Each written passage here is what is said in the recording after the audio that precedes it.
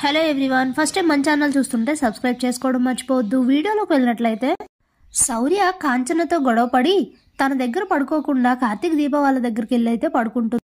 ఇక అందరూ నిద్రపోతూ ఉంటే శౌర్య కాలు దీప కడుపుకైతే తగులుతుంది. ఒక్కసారిగా చాలా నొప్పి రావడంతో అమ్మ అంటూ గట్టిగా అరుస్తుంది. వెంటనే కార్తీక్ లేచి దీప దగ్గరకు వెళ్తాడు. తన గదిలో పారిజాతం అన్న మాటలు గురించి ఆలోచిస్తూ, అంటే పారిజాతం ఫోన్ చేసి కాంచనతో అయితే కొన్ని విషయాలు చెప్తుంది కదా.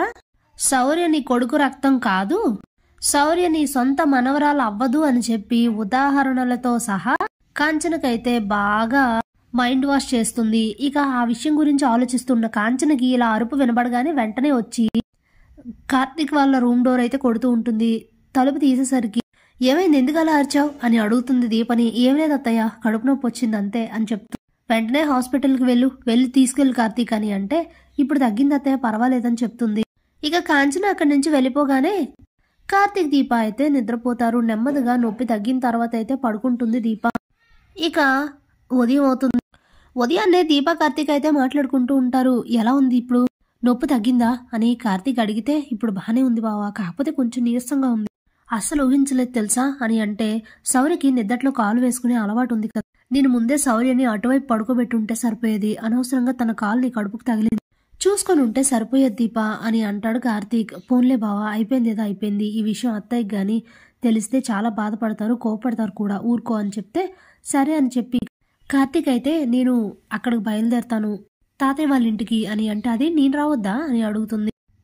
ఒక 2 రోజులు నువ్వు రావద్దు దీప, పరిస్థితులన్నీ చక్కబడి కొంచెం అమ్మ నార్మల్ అయ్యాక అప్పుడు ఏదో ఒకటి చెప్పు, అప్పుడు వెళ్దాము, ఒక్క 2 రోజులు అని చెప్తే సరే అని అయితే అంటుంది దీప.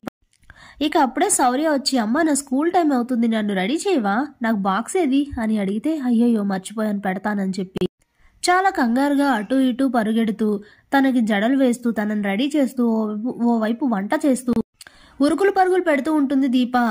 ఇదంతా గమనిస్తూ ఉంటుంది కాంచన. ఇక అలా ఆలోచిస్తూ ఉంటుంది, ఇంత అటెన్షన్ ఈ తన కూతురు మీదే ఉంటే రేపు నా కొడుక్కి పుట్టబోయే బిడ్డని నిర్లక్ష్యం చేయదని గ్యారంటీ ఏంటి, అయినా పిన్ని చెప్పింది కూడా నిజమే కదా, శౌర్య నా సొంత మనవరాలు ఎలా అవుతుంది, ఒకప్పటి పరిస్థితులు వేరు ఇప్పటి పరిస్థితులు వేరు, అప్పుడు దీపం మెడలో కార్తీక్ తాళి కట్టినప్పుడు అయితే చాలా ఆస్తులుండేవి కాబట్టి పోనీలే ఎవరైతే ఏముంది ఎలా ఉంటే ఏముంది అనుకునేదాన్ని, కానీ ఇప్పుడు అలా కాదు కదా, అన్నీ వదిలేసుకొని బయటకు వచ్చాం, నా కొడుకు కష్టార్జితం అంతా ఈ శౌర్యకే పెట్టేస్తుంటే రేపు నా మనవడు పరిస్థితి ఏంటి, ఇలా జరగకూడదు, ఏదో ఒకటి చెయ్యాలని అయితే అనుకుంటూ అవును ఇంతకు ముందు కార్తీక్ దీప మాట్లాడుకుంటారు కదా, శౌర్య కాలు దీపకు తగిలిందన్న విషయం ఉదయం మాట్లాడుకుంటారు కదా, మాటలు కూడా వింటుంది. ఇక వీటన్నిటికీ ముగింపు ఇది ఒక్కటే అని అనుకుని సాయంత్రం కార్తీక్ వచ్చాక కార్తీక్ నైతే సెపరేట్ గా పిలిచి మాట్లాడుతుంది.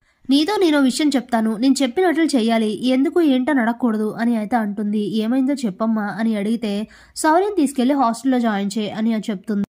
స్టన్ అవుతాడు కార్తీక్. ఏంటి, ఏం చెప్తున్నావమ్మా, ఎందుకు అని అడిగితే చూడు కార్తీక్, ఇప్పుడు పరిస్థితులు ఏం బాలేదు, తను ఇంట్లో ఉండడం మంచిది కాదు, నేనేమైనా శాశ్వతంగా అంటున్నానా, దీప డెలివరీ అయ్యేంత వరకే, నిన్న రాత్ర దీపకి శౌర్య కాలు తగిలిందని మార్నింగ్ మీరు మాట్లాడుకున్నారు కదా, అది నేను విన్నాను అని అంటే అమ్మా అదేదో నిద్దట్లో అని కార్తీక్ చెప్పబోతూ ఉంటే చూడు కార్తీక్, ఈ రోజు ఏదో చిన్నగా అయింది కాబట్టి బానే ఉంది సరిపోయింది, ఇప్పుడు ఒకవేళ అది కొంచెం పెద్దదయ్యి అనుకోకుండా కడుపులో బిడ్డకి ఏమైనా అయ్యుంటే ఏంట్రా పరిస్థితి, పైగా ఇప్పుడు లేలేతగా ఉన్న ప్రాణం, ఏదైనా తేడా జరిగితే ఏంటి పరిస్థితి, అది చిన్నపిల్ల, దానికి చెప్పిన అర్థం కాదు, ఎంత ప్రతిమాలను గానీ నా మాట వినలేదు, అందుకే చెప్తున్నా కొన్నాళ్ళు అంటే కడుపులో ఉన్న బిడ్డ బయటకు వచ్చేంత వరకు తనని హాస్టల్లో జాయిన్ చేయి, ఆ తర్వాత మళ్ళీ తీసుకొచ్చేద్దాంలే అని అయితే చెప్తుంది.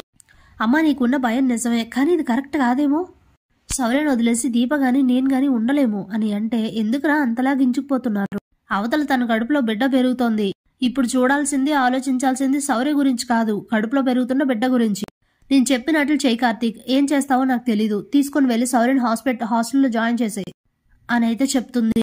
అక్కడి నుంచి వెళ్ళిపోతుంది కాంచన. ఇక కార్తీక్ అయితే ఆలోచిస్తూ ఉంటాడు, అమ్మ వాళ్ళ అమ్మ అంటే మా అమ్మమ్మే దీప కడుపులో పెరుగుతుందని అమ్మ బలంగా నమ్ముతుంది, అందుకే బిడ్డకి ఎలాంటి ప్రమాదం కాకూడదని తను క్షేమంగా బయటికి రావాలని ఆలోచిస్తుంది.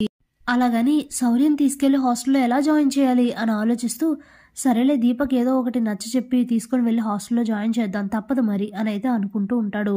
Thanks for watching.